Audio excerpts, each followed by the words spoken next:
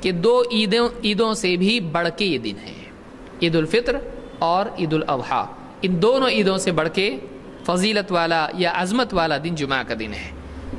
ابن قیم رحمۃ اللہ علیہ فرماتے ہیں زاد المعاد میں کہتے ہیں فیوم الجمعۃ یوم عبادہ، جمعہ کا دن عبادت کا دن ہے۔ ظاہر بات ہے اس دن کیا ہوتا ہے، عبادت ہوتی ہے، سب ملتے ہیں، خطبہ ہوتا ہے، واعظ و نصیحت ہوتی ہے، پھر عید کی نماز جمعہ کی نماز ادا کرتے ہیں، یہ بھی عید کا دن ہے۔ تو اور اس کے بعد پھر جو کام آدمی کے ہوتے ہیں وہ آدمی کرتا ہے۔ تو کہتے ہیں فیوم الجمعۃ یوم عبادہ، جمعہ کا دن عبادت کا دن ہے۔ وَهُوَ فِي الْأَيَّامِ كَشَهْرِ رَمَضَانَ فِي الشُّهُورِ، دنوں میں جمعہ کی فضیلت ایسی ہی ہے جیسے مہینوں میں رمضان کی فضیلت ہے۔ دنوں میں جمعہ کی فضیلت ایسی ہے جیسے مہینوں میں رمضان کی فضیلت ہے۔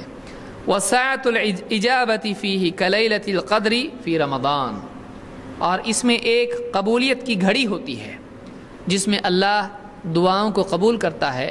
تو وہ جو اجابت کا وقت ہے وہ ایسا ہی ہے جیسے رمضان میں لیلۃ القدر ہوتی ہے، سال میں وہ ایک بار آتا ہے۔ رمضان کا مہینہ کتنے بار آتا ہے سال میں؟ ایک بار، اور اس میں لیلۃ القدر کب آتی ہے؟ ایک بار۔ لیکن جمعہ سال میں کتنی مرتبہ آتا ہے؟ تو آپ غور کریں کہ سال میں جمعہ کا دن اتنی مرتبہ آتا ہے، لیکن کتنے لوگ ہیں جو اس دن کی واقعی اہمیت سمجھتے ہیں اور اہمیت سمجھنے کے بعد اس دن کو واقعی اپنی آخرت کی اور نجات کی سیڑھی بناتے ہیں، اس کا ذریعہ بناتے ہیں؟ کتنے لوگ ہیں؟